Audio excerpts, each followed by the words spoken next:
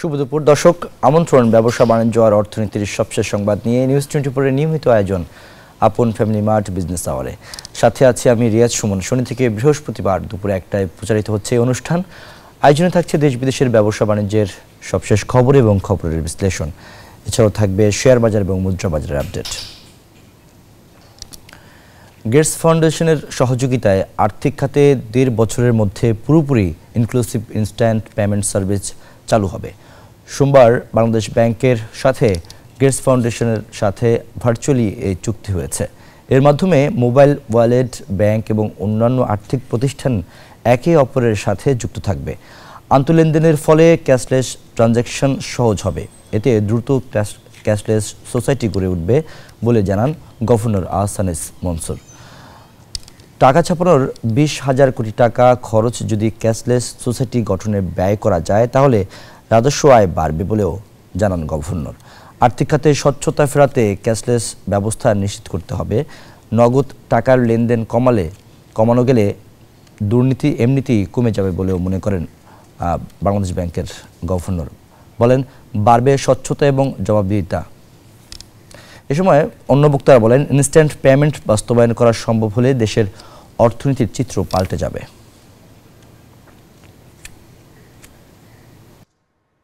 Gates foundation বাংলাদেশের সাথে অনেকদিন ধরে আছে, আপনারা সবাই জানেন।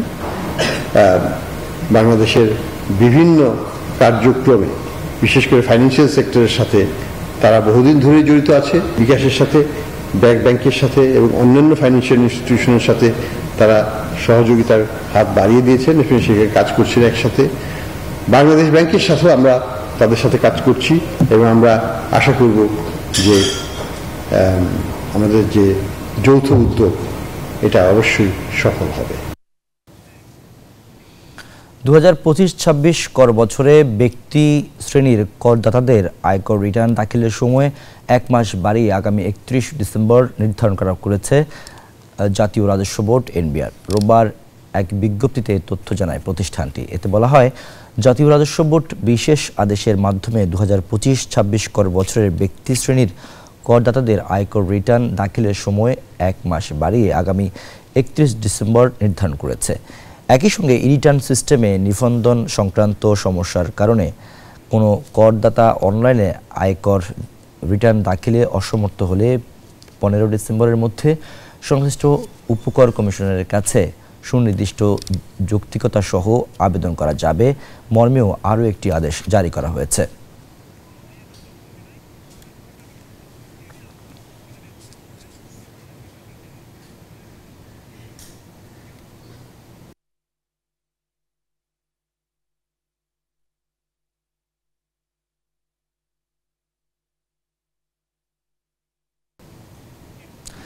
দর্শক, এই বিষয়টি নিয়ে আমরা আলোচনা করতে চাই আজকের বিজনেস আওয়ারে। তার আগে আমরা আজকের যে পত্রিকাগুলোর বিশেষ বিশেষ শিরোনাম অর্থনীতি বিষয়ে, সেই শিরোনামগুলো একটু দেখে নিতে চাই স্ক্রিনে। আজকে বেশ কয়েকটি পত্রিকা আমরা দেখলাম যে রিপোর্ট করেছে।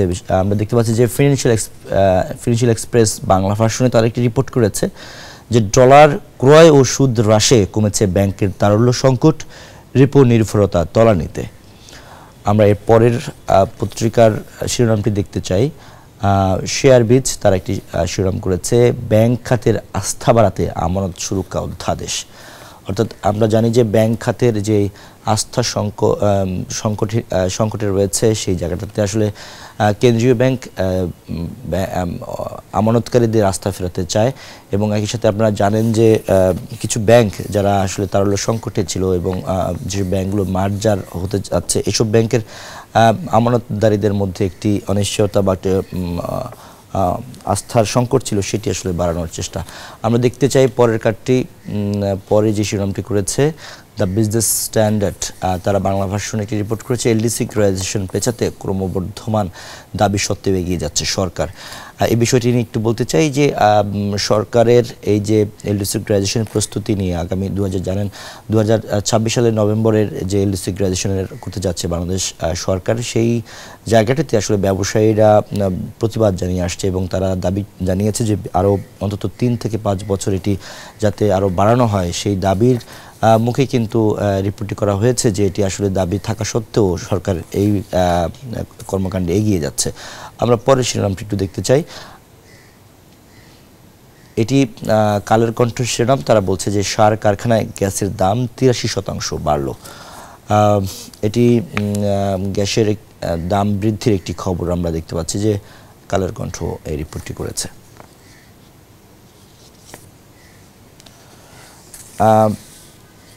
দর্শক, আমরা এই বিষয়গুলো নিয়ে কথা বলবো আজকের বিজনেস আওয়ার। একই সাথে আমরা যে বিষয়টি নিয়ে শিরোনাম করেছি যে আসলে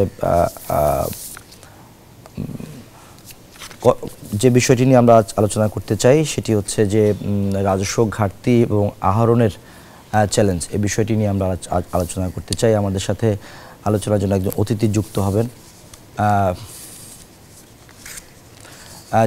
তিনি আমাদের অর্থনীতি বিশ্লেষক জনাব মাহমুদ হোসেন। তিনি ইতিমধ্যে আমাদের সাথে যুক্ত হয়েছেন। মাহমুদ হোসেন, আপনি নিশ্চয়ই আমাকে শুনতে পাচ্ছেন। আমরা যে বিষয়টি নিয়ে আজ আমরা আলোচনা করতে চাই যে রাজস্ব ঘাটতি এবং আহরণের যে চ্যালেঞ্জ, সেই বিষয়টি নিয়ে আমরা আলোচনা করতে চাই। আমরা যে প্রশ্ন প্রথম আপনার কাছে রাখতে চাই সেটি হচ্ছে যে প্রতিবারের মতো এবারও রাজস্ব আদায়ে পিছিয়ে পড়েছে এনবিআর। যদি আমরা হিসাব বলি যে প্রথম 4 মাস, অর্থ বছরের প্রথম 4 মাস জুলাই থেকে অক্টোবর রাজস্ব আদায়ে ঘাটতি 17,000 কোটি টাকা। এটির কারণ কি বলে মনে করেন? মানে এই যে ঘাটতিটা হলো, এটি আসলে কি কারণে ঘাটতি হয়েছে বলে আপনি মনে করেন?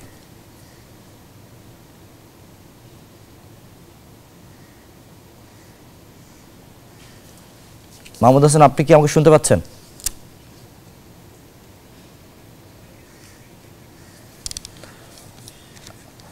দর্শক, আমরা আলোচনা করব, তবে তার আগে নিচ্ছি একটি বিরতি। আপন ফ্যামিলির বিজনেস আওয়ারের সময় একটি বিরতি, ফিরবো কিছুক্ষণের মধ্যে, আমাদের সাথেই থাকুন। বিরতির পর আবার আমন্ত্রণ আপন ফ্যামিলি মার্ট বিজনেস আওয়ারে। দর্শক, আমরা যে বিষয়টি নিয়ে আজ আলোচনা করতে চাই, রাজস্ব ঘাটতি ও আহরণের চ্যালেঞ্জ, এই বিষয়টি নিয়ে আমাদের সাথে যুক্ত আছেন অর্থনীতি বিশ্লেষক মাহমুদ হাসান। তার কাছ থেকে আসলে বিষয়টি নিয়ে আমরা আলোচনা শুনবো এবং এই বিষয়টি নিয়ে কথা বলতে চাই। প্রথম যে প্রশ্নটি মাহমুদ হাসান আপনার কাছে, সেটি হচ্ছে যে আমরা দেখলাম যে প্রতিবারের মতো এবারও রাজস্ব আদায়ে পিছিয়ে পড়েছে জাতীয় রাজস্ব বোর্ড এনবিআর। চলতি বছরের প্রথম 4 মাসে অর্থাৎ জুলাই অক্টোবরে আমরা দেখতে পাচ্ছি যে রাজস্ব আদায়ে ঘাটতি 17,000 কোটি টাকা। এই যে ঘাটতি, এটির আসলে কারণটি কি বলে আপনি মনে করেন? ধন্যবাদ আপনাদেরকে, ধন্যবাদ যে যারা দর্শক শ্রোতা আমাদের সাথে জয়েন করেছে তাদেরকে। এই যে দেখুন, আপনার কারণটা তো সবার কাছে জানা যে ব্যবসা বাণিজ্য স্থবির হয়ে পড়ে আছে। আমাদের এনবিআর যে পরিমাণ রাজস্ব আহরণ করে তার সিংহভাগই কিন্তু আসে ব্যবসা বাণিজ্য থেকে, পার্টিকুলারলি ভিএটি থেকে বা আমদানি শুল্ক থেকে মেনলি। তো যেখানে ব্যবসা বাণিজ্য মুখ থুবড়ে আছে, এরকম একটা আপনার পলিটিক্যাল আনসার্টেন অবস্থায় আপনার নতুন কোনো বিনিয়োগও আসছে না, এবং যারা অলরেডি ব্যবসা করছেন তারাও কিন্তু 50, 60 বা 70% ক্যাপাসিটিতে অপারেট করছেন। তো কাজেই বিজনেস অ্যাক্টিভিটি অনেক কমে গেছে। বিজনেস অ্যাক্টিভিটি কম হলে আপনার হচ্ছে রাজস্ব আহরণও কম হবে, এটাই স্বাভাবিক। এটা তো একটা আছে। আর একটা চিরাচরিত কারণ আমাদের দেশে জানেন যে যেহেতু আপনার খরচ ভিত্তিক বাজেট করা হয়, এখনো আপনার আয় ভিত্তিক বাজেট করা হয় না, কাজেই খরচ অনেক বেশি আপনার প্রজেক্ট করে একটা হেফটি আয় বাজেট করা হয়। তো ওখানেও কিছু চেঞ্জ আছে, যদিও এই ইন্টারিম গভর্নমেন্ট এবছর যখন বাজেট করেছিল তখন বাজেটের সাইজ অনেকটা কাট ডাউন করেছিল এবং আপনার বাস্তবতার নিরীক্ষে তৈরি করেছিল।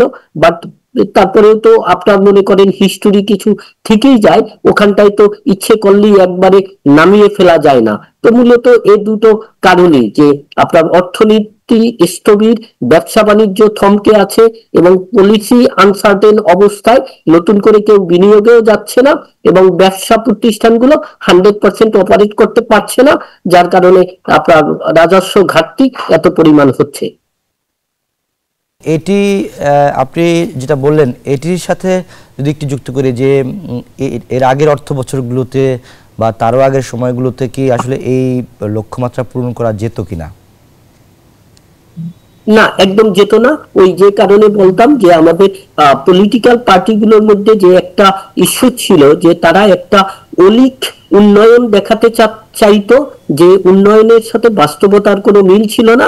বিশেষ করে প্রিভিয়াস গভর্নমেন্ট প্রতি বছর বাজেটের সাইজ বাড়াতো, এর পিছনে যেমন মনে করেন একটা ওই উন্নয়নের গল্পের যে ফাঁদ পেতেছিল সেটা ন্যারেটিভ দিয়ে একটা প্রমাণ করতো, নাম্বার ওয়ান। নাম্বার টু হচ্ছে আপনার যেহেতু আয়ের উপর বেস করে ব্যয় করতো না গভর্নমেন্ট, ব্যয় করেই যেত, এবং এখানে সেন্ট্রাল ব্যাংকও কন্টিনিউয়াসলি গভর্নমেন্ট ব্যাংক হিসাবে ফেল করছিল আপনার মনিটরি পলিসিটা টাইটলি অপারেট করা, অথবা আপনার মনে করেন ফাইন্যান্সিয়াল সাপোর্ট যেটা দিবে সেটা দেশের সম্পদের উপর বেস করে দিবে, এটা তারা করতো না। তারা অনেকটা আপনার হচ্ছে পলিটিক্যাল মাস্টারদের আদেশ বা নির্দেশ মান্য করত। সম্পদ থাকুক আর নাই থাকুক, আয় থাকুক আর নাই থাকুক, তারা কিন্তু ইভেন টাকা প্রিন্ট করেও দিত, যার ফলশ্রুতিতে আপনি দেখেন ডলার ভার্সাস বাংলাদেশি টাকা কিন্তু অনেক আপনার মনে করেন মূল্যমান হারিয়েছে। তো এই জন্য যেটা হতো যে বড় বড় প্রজেক্ট বাজেট করলে যেটা হতো যে তারা আপনার বেশি খরচ করতে পারতো এবং ওখান থেকে কথিত আছে লুটপাটটা বেশি করতে পারতো। তো এই কারণেই আপনার রাজস্ব উপার্জন যাই হোক, তারা কিন্তু ব্যয়টা অনেক বেশি করত এবং কখনো কিন্তু তারা আপনার রাজস্ব বাজেট যেটা ছিল সেই টার্গেট অ্যাচিভ করতে পারতো না। এবং ওই ডিসিপ্লিনটা প্রিভিয়াস 15 বছরে তো একদম ছিলই না। এটা যখন আপনার প্রয়াত সাইফুর রহমান স্যার যখন ফাইন্যান্স মিনিস্টার ছিলেন, তখন উনি এই রাজস্ব আয় অনুসারে ব্যয় করার একটা আপনার মনে করেন কঠিন একটা নিয়ম নীতি বা নিয়মাচার মেনটেন করত। পরবর্তীতে কিন্তু আপনার এটা তেমন ভাবে মেনটেন করা হয়নি এবং আমাদের হচ্ছে দুর্নীতিগ্রস্ত আমলারা এক্ষেত্রে কোনো বাধা না হয়ে, কোনো পলিসি এনফোর্সের কথা না বলে, তারা পলিটিক্যাল আনুকূল্য পাওয়ার জন্য তারা কিন্তু আপনার অনবরত গভর্নমেন্টকে এটাই হেল্প করে গেছে যে ব্যয়ের দিকে ব্যয় যখন করত আয়ের কথা চিন্তা না করেই করত। এবং এজন্য সবসময় দেখবেন যে যেটা বাজেট হয় এবং পরবর্তীতে গিয়ে যেটা আবার রিভাইজ বাজেট হয়, এর মধ্যে কিন্তু অনেক বড় একটা ফারাক থাকতো। ইভেন এই অ্যাকাউন্টসটাও কিন্তু একদম রিকনসাইল না। তো কাজেই আপনার মনে করেন আমাদের যে প্রকৃত অ্যাকাউন্টসটা আমরা বাজেটের সময় যেটা পাই পূর্ববর্তী বছরে, সেটাও কিন্তু একটা ইনকমপ্লিট অ্যাকাউন্ট এবং একুরেট একটা ফাইন্যান্সিয়াল স্টেটমেন্ট আমরা পাই। আরেকটি বিষয় আমরা লক্ষ্য করলাম যে এই 4 মাসে, অর্থ বছরের প্রথম 4 মাসে সবচেয়ে বেশি রাজস্ব ঘাটতি হয়েছে আয়কর খাতে, যেখানে বলা হচ্ছে যে ৯,১৯৪ কোটি টাকা ঘাটতি, যেটার আদায় লক্ষ্য ছিল ৪৭,০৪৩ কোটি টাকা, আদায় হয়েছে ৩৭,৮৪৯ কোটি টাকা। এই বিষয়টি যদি একটু বলতেন যে আয়করটা এত ঘাটতির কারণটি কি? দেখুন, আয়করের মেইন সোর্স যেটা বেসিক্যালি তো আপনার কর্পোরেট গুলো যখন আমদানি করে বিভিন্ন র মেটেরিয়াল বা মেশিনারিজ, মেনলি র মেটেরিয়াল, তখন কিন্তু এর সোর্সে হিউজ পরিমাণ একটা অ্যাডভান্স ইনকাম ট্যাক্স কালেক্টেড হয়। যেটা আপনাকে বললাম, যেহেতু বিজনেস অ্যাক্টিভিটি আপনার 50% বা 60% অপারেট করছে, কাজেই ওই যে অ্যাডভান্স ইনকাম ট্যাক্স যেটা বিজনেস থেকে কালেক্ট করে ইম্পোর্ট পর্যায়ে, সেটার পরিমাণ কিন্তু অনেক কম, নাম্বার ওয়ান। নাম্বার টু, যদি ব্যক্তিগত পর্যায়ে যদি দেখেন যে ইন্ডিভিজুয়াল ট্যাক্স পেয়ার, তাদেরও কিন্তু আয়ের অবস্থা আপনার মনে করেন খুব একটা ভালো না। সবাই কিন্তু আপনার একটু খুবই ইকোনমিক্যালি চ্যালেঞ্জ অবস্থায় সময় কাটাচ্ছে। ইভেন অনেকে আমাদের যে এমার্জিং মিডল ক্লাস ছিল, তারা কিন্তু সঞ্চয় ভেঙ্গে আপনার হচ্ছে তারা তাদের বর্তমান ডে টু ডে এক্সপেন্সেস তারা নির্বাহ করতেছে। কাজেই যে ক্ষেত্রে তাদের সেভিংস নাই বা আয় কমে গেছে, যার কারণে সঞ্চয়ের উপর হাত দিতে হচ্ছে, তো সেক্ষেত্রে আয়ের উপর কর তো কমই দিতে পারবে, এটাই স্বাভাবিক। আরেকটি বিষয় আমরা লক্ষ্য করলাম যে গতকালকে এনবিআর থেকে একটি বিজ্ঞপ্তি দেওয়া আছে, যেখানে বলা হয়েছে যে ব্যক্তি শ্রেণীর করদাতাদের আয়কর রিটার্নের সময় 1 মাস বাড়ালো। আপনি যে এই কারণটি বললেন যে ব্যক্তি পর্যায়ে মানুষের আয় কমেছে, সঞ্চয় ভেঙে খাচ্ছে, এটি কি সে কারণেই পেছনের কারণ কিনা? আপনি কি, আপনার মন্তব্য কি? না, একদম না। এটা আপনি দেখবেন যে বাংলাদেশের যদি হিস্টোরি দেখেন, এটা সবসময় আপনার লাস্ট ডেট যেটা থাকে এটা সবসময় 2 মাস 3 মাস বাড়ায়। প্রথমে 1 মাস বাড়ায়, পরবর্তীতে আরো বাড়ায়। আর এবছর বাড়ানোর পিছনে আরেকটা যৌক্তিক রিজন ছিল যে ফর দ্য ফার্স্ট টাইম অনলাইনে ট্যাক্স রিটার্নটা এবছর বাধ্যবাধকতা আর আওতায় নিয়ে আনা হয়েছে, কম্পালশন করা হয়েছে। তো কাজেই আগে ম্যাক্সিমাম আয়কর রিটার্ন ব্যক্তি পর্যায়ে কিন্তু এটা হতো, ইভেন কর্পোরেট পর্যায়েও কিন্তু এটা হচ্ছে ম্যানুয়াল রিটার্ন সাবমিশন।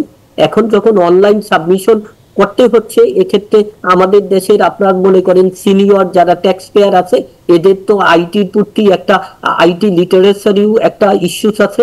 ইভেন মনে করেন ট্যাক্স প্র্যাকটিস যারা করে সেখানেও কিন্তু আইটি লিটারেসির একটা ইস্যুস আছে। এবং যখন অনলাইনে রিটার্নটা সাবমিট করতে হয়, আমরা প্রফেশনাল অ্যাকাউন্টেন্ট হিসেবে যেটা বলতে পারি যে এখানে কিন্তু অনেক নিটিগ্রিটি আছে। কারণ তার সম্পদ এবং দায় এগুলো কিন্তু একদম মনে করেন কারোর যদি কোনো জমি জমা থাকে, এগুলো ডিড ওখানে আপলোড করতে হবে এবং প্রতিটা আলাদা আলাদা ভাবে করতে হবে যাতে ভবিষ্যতে ইজি হবে বা স্বচ্ছ হবে। But for the first time তো এটা টাইম কনজিউমিং হয়। তো কাজেই আপনার যদি রিটার্ন সাবমিশন দেখা যায় যে আপনার ব্যক্তিগত কর সিন্নির, সেক্ষেত্রে কিন্তু অনেক বেশি অ্যাচিভমেন্ট হয়নি বা অনেক বেশি এখন পর্যন্ত আপনার ব্যক্তি সিন্নি করদাতা কিন্তু সাবমিট করতে পারেনি। তো কাজেই তাদেরকে ফোর্স নন কমপ্লায়েন্স না করে এখানে সময়ের দেয়াটা যথাযথ হয়েছে। আর নতুন একটা সিস্টেম হলে তো একটু টাইম নেয়, সেটাও এনবিআর মাথায় রেখেছে এবং খুব আপনার আমি বলবো লজিক্যালি মাথায় রেখেছে। এটার সাথে আপনার মনে করেন আয় কমাবার কোনো কারণ আছে বলে আমার কাছে মনে হয় না।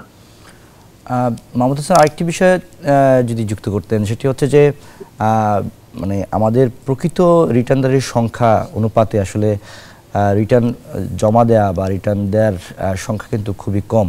এই বিষয়টি যদি যুক্ত করতেন যে এখানে এই সংখ্যা কিভাবে বাড়াতে পারে এনবিআর।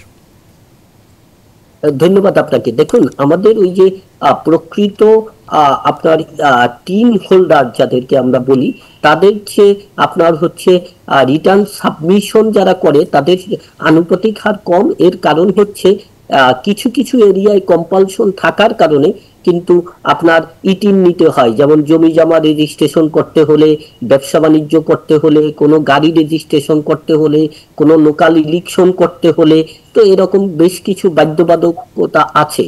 বাট অ্যাওয়ারনেসটা কিন্তু ট্যাক্স পেয়ারদের মধ্যে ওরকম নাই যে তাকে বাধ্যতামূলকভাবে আপনার হচ্ছে রিটার্ন সাবমিট করতে হবে। এক্ষেত্রে এনবিআর বা বিভিন্ন আপনার অর্গানাইজেশন, বিশেষ করে প্রফেশনাল ইনস্টিটিউট, তারা কিন্তু কিছুটা চেষ্টা করছে। বাট তারপরেও আপনার যে জিনিসটা হয় যে বাংলাদেশে এমনিতেই তো একটা টেন্ডেন্সি আছে আইন না মানা। আবার ট্যাক্স দেওয়ার ক্ষেত্রে দেখবেন ইভেন ট্যাক্স যেটা এনবিআর ব্যক্তি সিন্নির ক্ষেত্রে কালেক্ট করে, এর ম্যাক্সিমামই কিন্তু অ্যাডভান্স ট্যাক্স হিসাবে আসে। এর কারণ হচ্ছে মানুষ কিন্তু ট্যাক্স দিতে অতটা পরিমাণ ইন্টারেস্টেড না। কারণ হচ্ছে যে ট্যাক্স দিতে গিয়ে তাদের যে একটা আপনার একটা ব্যুরোক্রেসির সম্মুখীন হতে হয়, ট্যাক্স ডিপার্টমেন্টে ওরকম একটা ওয়েলকাম ট্রিটমেন্ট পায় না। এটা যেমন একটা কারণ আছে। সেকেন্ড আর একটা কারণ আছে, এটা আপনার হচ্ছে স্বীকার করে নিতে হবে যে মানুষের মধ্যে ট্যাক্স না দেওয়ার প্রবণতা কিন্তু একটা হিউজ পরিমাণ আছে। এবং এটা শুধু এখন থেকে না, এটা একদম সেই প্রথম থেকে। যেমন 1897 সালে যখন উপমহাদেশের প্রথম এই যে ট্যাক্স আইন যখন আপনার প্রবর্তন করলো, তখন কিন্তু একটা বিতর্ক উঠেছিল যে why should I pay tax. তখন আপনার মনে করেন এটা রিজলভ করা হয়েছিল যে I will pay tax to buy the civilization. এখন কথা হচ্ছে মানুষ তো আসলে বেসিক্যালি ওই সিভিলাইজেশনটা পাচ্ছে না, ট্যাক্স প্রদানের বিপক্ষে। যেহেতু সে ওই সিভিলাইজেশনটা পাচ্ছে না, তো কাজেই মানুষের মধ্যে ওই অ্যাওয়ারনেসটা বা ওই কম্পালশনটা বা ওই আর্জ ক্রিয়েট হচ্ছে না যে যেহেতু ট্যাক্স দেওয়ার পরে সে তেমন কোনো সার্ভিস পাচ্ছে না। এবং রাষ্ট্রের মালিকানা যে সাধারণ মানুষের এই বোধ শক্তিটা কন্টিনিউয়াসলি পলিটিক্যাল লিডারশিপ অথবা মনে করেন ব্যুরোক্রেটিক লিডারশিপ এরা ফেল করেছে মানুষকে এই শেষটা দেওয়ার জন্য। এই জন্য মানুষের মধ্যে ওই উৎসাহ উদ্দীপনা তো দূরের কথা, ওই আপনার মনে করেন চিন্তা ভাবনাটাই নাই যে আমাকে ট্যাক্স দিতে হবে। এখন টিন তো তাকে নিতে হচ্ছে আপনার বিভিন্ন বিজনেস অ্যাক্টিভিটি বা অন্যান্য অ্যাক্টিভিটি করার জন্য, ওখানে বাধ্য হয়ে টিন নিলেও সে কিন্তু পরবর্তীতে আর যেহেতু নাই, এজন্য সে আর রিটার্ন সাবমিট করছে না। আর একটি বিষয় হচ্ছে যে আপনি জানেন যে নানান সংকটে করদাতারা মানে করদাতার সংখ্যা কমছে বা সক্ষমতা হারাচ্ছেন করদাতারা। তার মধ্যে আমরা বেশ কিছু কারণ যদি উল্লেখ করি, রিটার্নদারির 88% করদাতাই দিচ্ছেন শূন্য রিটার্ন দিয়েছেন 11,59,000, কোনো করই দেননি 10 লাখ করদাতা, 11.5 লাখ করদাতার কর জমা মাত্র 90 কোটি টাকা। এই যে করদাতারা সক্ষমতা হারাচ্ছেন, এটি কিভাবে বাড়ানো যায় বা এটি কারণটি কি বলে আপনি মনে করেন? দেখুন, একটা হচ্ছে যে সক্ষমতা যেটা হারাচ্ছে, এটা তো বাড়ানোর একমাত্র উপায় হচ্ছে ব্যবসা বাণিজ্যকে ইজি করে দেয়া এবং ব্যবসা বান্ধব ইকোনমিক্যাল পলিসি নেয়া, মনিটারি পলিসি নেয়া, যেটা বাংলাদেশে হচ্ছে না তেমন করে। কারণ এখানে আমলাতান্ত্রিক জটিলতা যেমন আছে, তেমনি কিন্তু নতুন বিজনেসে এন্ট্রি করায়ও অনেক ব্যারিয়ার আছে, বা আমাদের সম্পদ একটা সার্টেন পার্সেন্টেজ 3-4% পিপলের মধ্যে সীমাবদ্ধ হয়ে আছে 95% অফ অ্যাসেট। কাজেই আপনার ব্যবসা বাণিজ্য তারা কন্ট্রোল করছে। কারণ আমাদের অর্থনৈতিক সাইজ হিসাবে ধরে আপনি কিন্তু আপনার মনে করেন ওয়েলদি পিপল, এইটার যে প্রপোর্শন, এটা কিন্তু উন্নত দেশের চেয়ে আমাদের দেশে অনেক বেশি পরিমাণ। কারণ আমাদের ম্যাক্সিমাম সম্পদ কিন্তু খুবই লিমিটেড পিপলের কাছে কুক্ষিগত করা আছে। কাজেই এখানে সেদিক থেকে আপনার হচ্ছে সংখ্যায় করদাতা খুব একটা বেশি পাওয়া যাবে না। আবার এই সম্পদের যে সুষম বন্টন, একটা ইনকাম ট্যাক্সের একটা প্রিন্সিপাল, সেটা কিন্তু কোনোভাবেই আপনার রিপিটেড গভর্নমেন্ট করছেন না, বা সেদিকে নজর দিচ্ছে না, বা ফেল করছে। কারণ তাদেরকে কন্ট্রোল করছে এই গভর্নমেন্টকে, কিন্তু পলিসি মেকিং হোক বা গভর্নমেন্টের আপনার পাওয়ার সাইড হোক, এটা কিন্তু কন্ট্রোল করছে ওই আপনার মুষ্টিমেয় ফ্যামিলি। আপনার যেটা আগে এক সময় হয়তো 14 ফ্যামিলি ছিল, এখন হয়তো সেখানে আপনার মনে করেন 10,000 ফ্যামিলি হবে, তারাই কিন্তু কন্ট্রোল করছে। কাজেই সাধারণ মানুষের ক্ষমতায়নও হচ্ছে না, তাদের মধ্যে সম্পদের সুষম বন্টনও হচ্ছে না, এবং এই যে ট্যাক্স সিস্টেমের মাধ্যমে পিপলকে বেনিফিট দিয়ে যাদের কাছে অতি ধনী তাদের আপনার সমাজ কল্যাণে ব্যয় করে, বা আপনার হচ্ছে ইনফ্রাস্ট্রাকচার ডেভেলপমেন্ট করে গরিবকে ক্ষমতায়ন করা, এটা কিন্তু হচ্ছে না। তো এটা একটা কারণ। আর আমার কাছে যে যে জিনিসটা মনে হয় যে প্রো বিজনেস পলিসি যদি না নেওয়া হয়, তাহলে কিন্তু আপনার মনে করেন এই সক্ষমতা বাড়ানো যাবে না। কারণ আপনি যদি ব্যাংকগুলোর কথা বলেন, ব্যাংক থেকে যেমন মনে করেন অতি ধনীরা লোন নিয়ে বিদেশে টাকা পাচার করে, আবার লোনের অ্যাভেলেবিলিটিটাও কিন্তু অতি ধনীর কাছেই। কারণ বাংলাদেশে এখনো লোন ম্যাক্সিমাম হইছে কোলেট্রাল বেস, এই কোলেট্রাল বা পাওয়ার বেস, এই দুইটাই কিন্তু অ্যাভেল করতে পারে অতি ধনীরা। এটা কিন্তু মধ্যবিত্ত বা নিম্ন মধ্যবিত্তরা পারে না। যেহেতু তারা এটা পারে না, কাজেই তারা ব্যবসা বাণিজ্যও কিন্তু খুব ইজিলি এন্ট্রি করতে পারে না। তো কাজেই তাদের সক্ষমতা কিভাবে বাড়বে? এখানে সক্ষমতা বাড়তো যদি মানুষের অর্থনৈতিক ক্ষমতায়ন করা যেত, যেখানে বাংলাদেশে নর্মাল ক্ষমতায়নই করা যাচ্ছে না। আমরা অনেকটা ভিকটিম হয়ে আছি পলিটিক্যাল লিডারশিপের কাছে অথবা কিছু অলিগার্কের কাছে।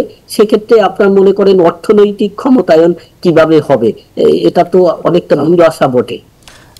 রিটার্ন বাড়ানোর ক্ষেত্রে সরকার আরেকটি পদক্ষেপ নিয়েছে, ই রিটার্ন জমা দেওয়ার, যেখানে দেশের ব্যবসায়ী বা সাধারণ মানুষ থেকে শুরু করে বিদেশিরাও, যারা বিদেশে অবস্থানরত, তারাও অনলাইনের মাধ্যমে রিটার্ন জমা দেওয়ার একটি সিস্টেম আছে, চালু আছে। এটি কি আপনি কিভাবে দেখেন, এবং এতে করে কি আসলে ই রিটার্নের পরিমাণ বাড়বে কিনা বা কতটা বেড়েছে বলে মনে করেন? দেখুন, এটা আমি খুবই পজিটিভ মুভ দেখি। দেখো, সারা পৃথিবীতেই কিন্তু এখন আপনার মনে করেন কন্টাক্টলেস এই যে ইনকাম ট্যাক্স সিস্টেম চলে আসছে।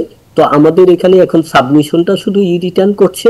ইভেন আপনি মনে করেন উন্নত দেশে কিন্তু ইভেন ট্যাক্স ক্যালকুলেশনটা পর্যন্ত করতে হয় না। কারণ মানুষ যখনই বিজনেস অ্যাক্টিভিটি করে, যেহেতু ট্রানজেকশন গুলো অলরেডি ডিজিটাইজ, কাজেই তার আপনার কিন্তু পোর্টালে এসে ওটা হিট করে। তো আমাদেরকেও হয়তো ভবিষ্যতে ওখানে যেতে হবে, বাট এই মুভটা খুবই প্রশংসনীয়। বাট এবছর যে কম্পালশন করছে এটা নিয়ে কিছু যুক্তি তর্ক আছে, কারণ প্রথম দিকে যেটা বলছিলাম আমাদের দেশের মানুষের যে আইটি লিটারেচারি, তো এখানে প্রথমেই বাধ্যতামূলক করাটা কতটা যুক্তিযুক্ত হয়েছে এটা নিয়ে একটু প্রশ্ন থেকে যায়। যেহেতু এখন আপনার ইন্টারিম আনইলেক্টেড গভর্নমেন্ট আছে, কাজেই এটা করতে পারছে। আমি হলফ করে বলতে পারি এটা যদি কোনো পলিটিক্যাল গভর্নমেন্ট থাকতো তাহলে কিন্তু এটা সম্ভব হতো না। হয়তো এটা আগের মতো অপশনাল থাকতো বা রিওয়ার্ডিং থাকতো, যে রিটার্ন করলে তাকে কিছু রিওয়ার্ড দেয়া হবে। বাট অ্যাগেইন যেহেতু আমাদের সব বিজনেস ট্রানজেকশনই এখন ডিজিটাইজড হয়ে যাচ্ছে, তো ভবিষ্যতে আমরা ওখানে চলে যাব। এতে কিন্তু অনেক দুর্নীতিও কমবে, স্বচ্ছতা বাড়বে এবং হচ্ছে আপনার আলটিমেটলি দেশের অর্থনীতি উপকৃত হবে। জনাব মাহমুদ, আরেকটি বিষয় আপনার কাছে জানতে চাই, সেটি হচ্ছে যে চলতি অর্থ বছর এনবিআর কে যে 4,99,000 কোটি টাকার শুল্ক কর আদায়ের লক্ষ্য দেওয়া হয়েছে, এটি আসলে আদায় করতে পারবে কিনা, আপনার কি ধারণা? পারা সম্ভব হবে না, কারণ আমি আগেই আপনাকে যেটা বললাম যে ব্যবসা বাণিজ্য যেভাবে স্থবির অবস্থায় আছে, অর্থনীতি যেভাবে স্থবিরতার মধ্যে আছে, পলিটিক্যাল যে আনসার্টেনিটি আছে, বিদেশি বিনিয়োগ একদম নাই বলতে গেলে, নতুন করে লোকাল বিনিয়োগও কিন্তু নাই। এবং ব্যাংকগুলোর কাছে, যেমন আমার দেশ পত্রিকা আজকে খবর করেছে, ব্যাংকে 3 লক্ষ কোটি টাকার মতো আপনার হচ্ছে এক্সেস রিজার্ভ পড়ে আছে, হোয়ারেজ ডিসবার্সমেন্ট কিন্তু তেমন কিছুই নাই, বিজনেসম্যানরাও করছে না। তো কাজেই একটা আনইলেক্টেড গভর্নমেন্টের ক্ষেত্রে আপনার মনে করেন বোধ হয় না আপনার বিজনেস অ্যাক্টিভিটি বাড়ানো যাবে। কাজেই এখান থেকে যদি বাড়াতে হয় বা উত্তরণ করতে হয়, একমাত্র উপায় আমাদের অতি দ্রুত আপনার একটা ফ্রি ফেয়ার ক্রেডিবল একটা ইলেকশন করে রাজনৈতিক নেতৃত্বের কাছে দেশের কর্তৃত্বভার দিয়ে দেয়া। আদারওয়াইজ আপনার ইকোনমিক ক্লাইমেট চেঞ্জ হবে না, এনভাইরনমেন্ট চেঞ্জ হবে না। আর আপনার মনে করেন রাজস্ব পর্যন্ত দূরের কথা, ইভেন আপনার মনে করেন মানুষজন ইকোনমিক্যালি অনেক চ্যালেঞ্জে থাকবে। আপনি জানেন যে আপনার আলতাপুরের সংখ্যা ডাবল ডিজিটে চলে গেছে, পরের সংখ্যা অলরেডি 20% উপরে চলে গেছে, এবং মানুষের প্রকৃত আয় কিন্তু আপনার সিগনিফিকেন্টলি রিডিউসড হয়েছে। তো কাজেই এই অবস্থায় রাজস্ব আহরণ কোনোভাবেই সম্ভব হবে না। ইভেন দেশের ম্যাক্রো ইকোনমিক স্টেবিলিটিও কিন্তু কোশ্চেনের মধ্যে আছে। বিশেষ করে আপনি দেখবেন এই যে আমাদের ফরেন এক্সচেঞ্জ রিজার্ভ আপনার মনে করেন 27 বিলিয়ন হয়েছে, এটা কিসের ইন্ডিকেশন? একটা ক্যাপিটাল শর্টেজ কান্ট্রিতে ফরেন এক্সচেঞ্জ রিজার্ভ এত তো থাকতে পারে না। এত আছে এই জন্যই কারণ আমার বিজনেস অ্যাক্টিভিটি অনেক কমে গেছে। আমরা সবাই জানি যে আমাদের ইম্পোর্ট এক্সপোর্ট এর মধ্যে কিন্তু আমাদের ইম্পোর্ট বেশি থাকে, যেহেতু আমরা ক্যাপিটাল শর্টেজ কান্ট্রি। এখানে 27 বিলিয়ন যে রিজার্ভ আছে এটা কিন্তু সেলিব্রেট করার বিষয় না, যদিও অ্যাপারেন্টলি আমরা তাই করি। এটা কিন্তু আসলে আশঙ্কার বিষয়। এটা সেলিব্রেট করতে পারতাম আমরা তখন যদি আমার ইম্পোর্ট ওই রকম বাড়তো এবং ব্যবসা বাণিজ্য ফুল লেন্থে যদি অপারেট করত। এখন ব্যবসা বাণিজ্য স্কুইজ করে রিজার্ভ বাড়ানো, এটা তো আপনার মনে করেন অর্থনীতির জন্য লং টার্মে দীর্ঘমেয়াদে খুবই আশঙ্কাজনক আপনার একটা ইন্ডিকেশন। জনাব মাহমুদ হাসান, আরেকটি বিষয় হচ্ছে আমরা দেখছি যে আসলে কর্মসংস্থানের খুব বেশি গতি আসেনি, বিনিয়োগ হচ্ছে না, আপনি বলছিলেন। অন্যদিকে মূল্যস্ফীতিও এখনো খুব বেশি কমেনি। এই সব কিছু মিলে আসলে এখন অর্থনীতি কোন দিকে যাচ্ছে বলে মনে করেন? দেখেন, অর্থনীতি খুবই একটা বাজে অবস্থায় আছে এবং আমার মনে হয় যে আমরা যদি পলিটিক্যাল পিসফুল ট্রানজিশনটা না করতে পারি তাহলে আগামী বছর এই সময়ে মানে নভেম্বর ডিসেম্বরে কিন্তু মানুষের অনেকটা আপনার হচ্ছে ওই সদ্য দুর্ভিক্ষর মতো হয়ে যেতে পারে। কারণ আপনি রাস্তাঘাটে খেয়াল করে দেখবেন যে অনেক কিন্তু ভ্রাম্যমান দোকান থাকে এবং যারা করতেছে তারা কিন্তু নতুন করে এই প্রফেশনে শিফটেড হচ্ছে। তার মানে কি তাদের আগে একটা সেটেল প্রফেশন ছিল, চাকরি বাকরি ছিল, সেখানে সেটা তাদের পোষাচ্ছে না, অথবা সেখান থেকে তাদের আপনার আপনার মনে করেন কর্মক্ষেত্র স্কুইজ হয়ে যাওয়ার জন্য তারা কিন্তু এখন নতুন করে এই একটা ভ্রাম্যমান বিজনেসে আসছে। তো এগুলো কিন্তু ইকোনমির খুবই ব্যাড ইন্ডিকেশন। যেমন একটা তো মূল্যস্ফীতি আছে, নতুন করে এমপ্লয়মেন্ট জেনারেট হচ্ছে না, যেখানে প্রতি বছর লক্ষ লক্ষ মানুষ এমপ্লয়মেন্টে কর্মক্ষম হয়ে এমপ্লয়মেন্ট অ্যাভেলেবিলিটিতে আসতেছে। নতুন করে কোনো আপনার মনে করেন ট্রেড তো বাড়বেই না, ইভেন আপনার হচ্ছে আমাদের কোনো ইন্ডাস্ট্রিয়ালাইজেশন হচ্ছে না, বিদেশি ইনভেস্টমেন্ট হচ্ছে না। তারপরে সরকারি ব্যয়, যেটা আমাদের জিডিপির একটা বড় পার্সেন্ট হতো, সেটাও কিন্তু সিগনিফিক্যান্টলি রিডিউস হচ্ছে। কাজেই ইকোনমিক আউটলুক কিন্তু খুবই আপনার অ্যালার্মিং বলবো আমি, এবং রীতিমতো ভীতিকর এবং অস্বস্তিকর।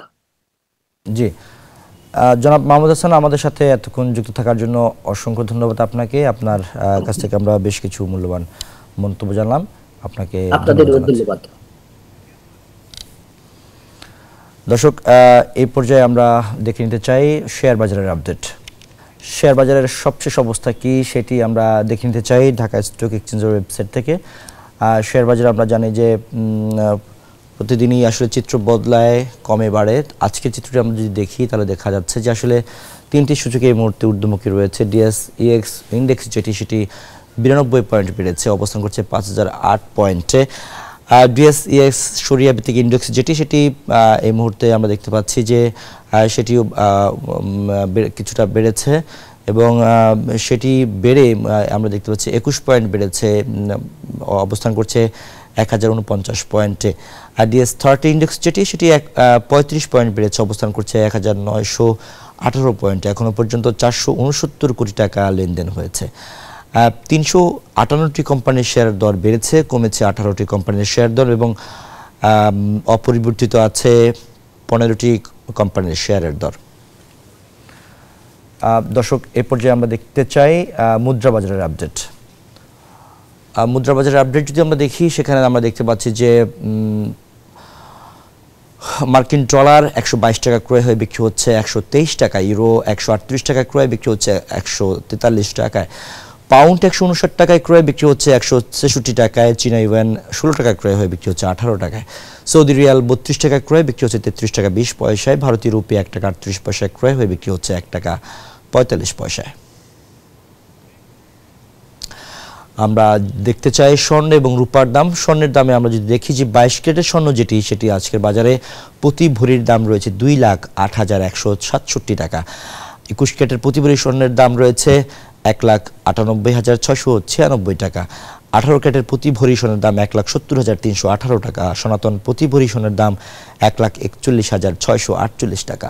রূপার দাম দেখতে চাই। রূপার দামেও আমরা দেখতে পাচ্ছি যে 22 ক্যারেটের রূপা সেটি প্রতি ভরির দাম রয়েছে আজকের বাজারে 4,246 টাকা। 21 ক্যারেটের প্রতি ভরি রূপার দাম রয়েছে 4,047 টাকা। 18 ক্যারেটের প্রতি ভরি রূপার দাম রয়েছে 3,476 টাকা, এবং সনাতন প্রতি ভরি রূপার দাম রয়েছে 2,601 টাকা। দর্শক, এর সাথে সময় হলো আপন ফ্যামিলি মার্ট বিজনেস আওয়ারে আরও একটি বিরতির। ফিরব কিছুক্ষণের মধ্যেই, আমাদের সাথেই থাকুন। বিরতির পর আবারও আমন্ত্রণ বিজনেস আওয়ারে। দর্শক, এবার জানাবো জনপথের শিল্প বাণিজ্যের খবর। বৈরী আবহাওয়ায় নানা প্রতিকূলতা কাটিয়ে আমন ধানের ভালো ফলন পেয়েছেন মৌলভীবাজারের কৃষকরা। এখন ধান ঘরে তোলা নিয়ে ব্যস্ত কৃষক, তবে ন্যায্য দাম পাওয়া নিয়ে শঙ্কিত তারা। নিয়মিত কৃষকদের পরামর্শ দিয়ে যাচ্ছেন কৃষি বিভাগ। শেখ সিরাজুল ইসলাম সিরাজের পাঠানো তথ্যচিত্র, ডেস্ক রিপোর্ট। যেদিকে চোখ যায় মাঠ জুড়ে শুধু সোনালী ধানের সমাহার। প্রখর রোদ গায়ে মেখে খুশিতে ধান কাটা ও মাড়াইয়ে ব্যস্ত কৃষক। মৌলভীবাজারে এবছর আমন চাষের শুরুতে অতিবৃষ্টি, খরা ও নানা বৈরী আবহাওয়ায় মোকাবিলা করতে হয়েছে কৃষককে। সাময়িক সমস্যা কাটে অন্য বছরের তুলনায় এবছর আমন ধানের ভালো ফলন হয়েছে, তবে ন্যায্য মূল্য পাওয়া নিয়ে চিন্তিত কৃষক। ধান চাইতে ভাই ভাইয়া বেশি বেচে বেচে খাইলে কষ্ট করিয়া আমরা তো কোনো লাভবান হতে পারি না। প্রতি ক্যারে দেখা যায় যে আমাদের 10,000 থেকে 12,000 টাকা খরচ হয়, কিন্তু ধান হয় 20 মণ, কিন্তু ধানের বাজার হয় না। বীজের দাম, সারের দাম যে পরিমাণ বাড়ছে, এই পরিমাণ তো বহুত কৃষকের ছাড়ি দিছে খেতুত। এখন সরকারের যদি আমরা কিছু হেল্প করে, তাহলে মনে করেন আমরা কিছু গরিব করে বাঁচি যাই মারি। নিয়মিত কৃষকদের প্রণোদনার বীজ, সার ও প্রয়োজনীয় পরামর্শ দেওয়ার কথা জানালেন কৃষি বিভাগের এই কর্মকর্তা। মৌলবাজারের চাহিদা মিটিয়ে এবং যে উদ্বৃত্ত থাকবে এটা আমি মনে করি অন্যান্য জেলাতে আমরা পাঠাতে পারবো এবং কৃষকদের কোনো সমস্যা হবে না।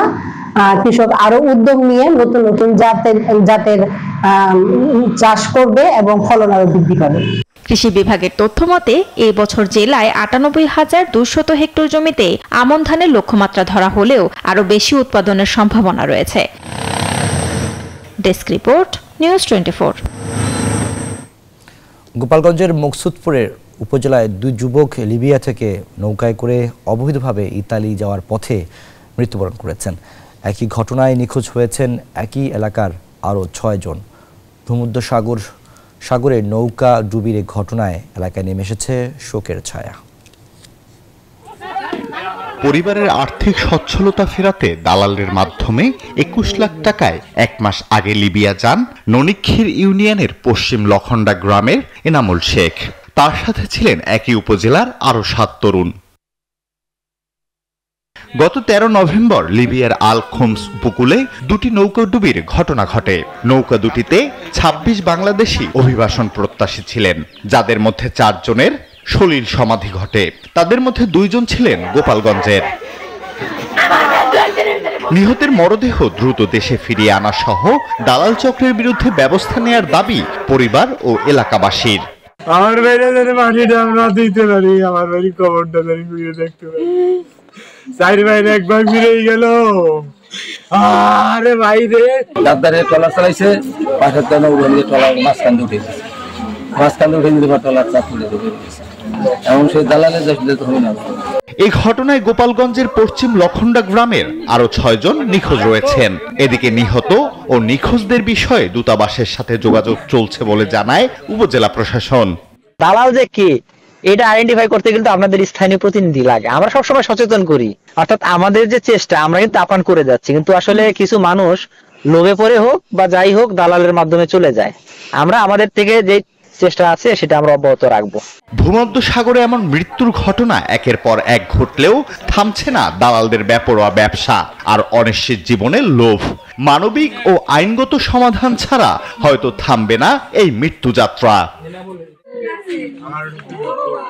Desk report, news 24। এবারে বিশ্ব বাণিজ্যের খবর। লন্ডনে ঘুরতে আসা পর্যটকদের জন্য চালু হতে চলেছে নতুন কর। এর মাধ্যমে বছরে 2,40,00,000 পাউন্ড পর্যন্ত বাড়তি আয়ের পরিকল্পনা করছে শহর কর্তৃপক্ষ।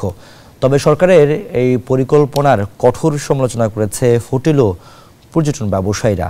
তাদের আশঙ্কা এর ফলে পর্যটকের সংখ্যা কমে যেতে পারে এবং নতুন বিনিয়োগ বাধাগ্রস্ত হতে পারে। অন্যদিকে মেয়র সাদিক খানের মতে এই ট্যাক্স থেকে পাওয়া অর্থ শহরের রাস্তাঘাট ও অন্যান্য অবকাঠামো উন্নয়নে কাজে লাগানো হবে।